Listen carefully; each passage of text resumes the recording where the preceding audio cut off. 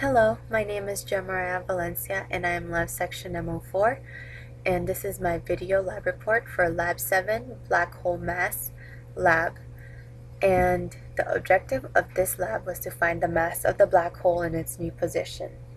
The main results were that by using physics concepts, the computer model visually demonstrated the forces acting on the star with arrows, and also printed out the mass of the black hole in its new position.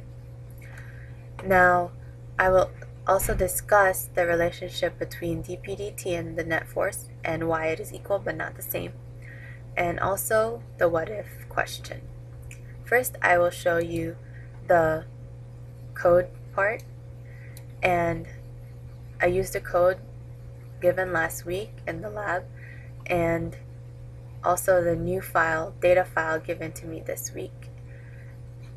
I also I edited this section of the code, and I did this by first finding the new distance between the star and the black hole. I did this by subtracting the vector given to me, which is the new position of the black hole, from the star position, and I then took the magnitude of this to find its distance, the scalar quantity of this distance. Next, I rearranged the force equation so that as a result, I will get the mass 2, which is the black hole mass. I then translated this into code, and I took the magnitude of the net force multiplied by the magnitude of the distance squared, and I divided this by the gravity constant multiplied by the star mass. In order for this line to work, I had to define certain things above it, and so I defined g, which is the gravity constant, and d squared, which is the distance squared. And so this line worked because of these changes in the code.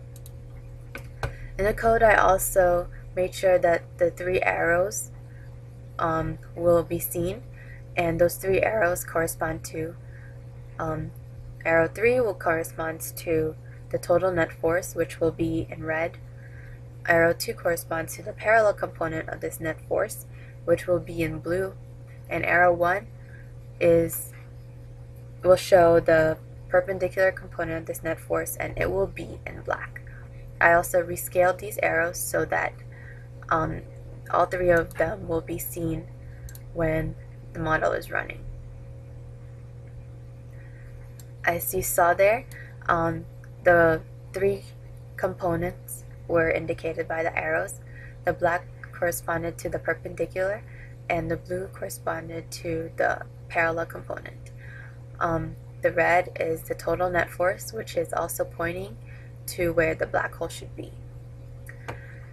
And as in the printed out quantities, the last line should have printed out the mass of this black hole in its new position, and it is this quantity right here, 1.99 e to the 31. And I inputted this value to problem number 1, and it gave me a green check mark, so which means that this mass is correct. Now, the relationship between dp/dt and the net force. dp/dt is also known as the rate of change of momentum, while the net force is the sum of all forces acting on a certain object. Now, in this case, the only force acting on the star is the black hole. And so, according to the momentum principle, the vectors of the rate of change of momentum and the vectors of the total net force are equal to each other. And so this means that the parallel component of the rate of change of momentum is equal to the parallel component of the net force, while the perpendicular component of the rate of change of momentum is equal to the perpendicular component of the net force. So now, based on this assumption, if you know the net force, then you know how the momentum will change, so you can update the momentum. Therefore, the change of momentum is caused by the force. The change of momentum is something that you can see, that I can see, and it's caused by a force, something that I can't see, you can't see. And so this expression right here is accurately describing this.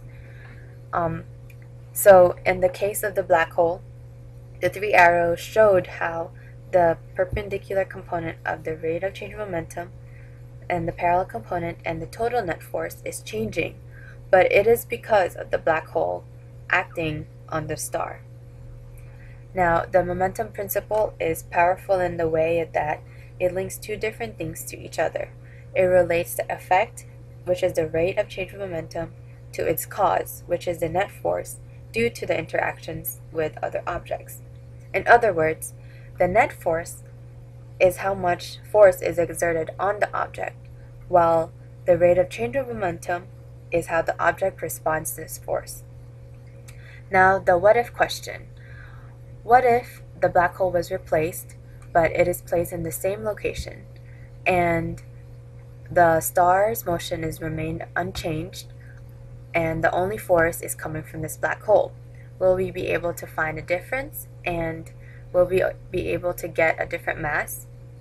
And my answer to this question is no. And first of all, since it is in the same location, this distance quantity will not change. So this will be the same. Since the motion is unchanged and the only force is coming from the black hole, this net force to the left of this equation will also stay the same. Now, the gravity constant will always stay the same, and that is why it's called a constant. And nothing was said about the star mass, so I assume that the mass of the star will also stay the same. Now, with all of these things staying the same, why would the black hole mass be different? Since the masses are proportional to the force, if any change occurs here, and this is assuming that the distance is the same and the gravity constant is the same. If any changes occur in the mass, then the force would change. However, since it says that the motion of the star is unchanged, it means that the force is the same. So, and the star mass is the same.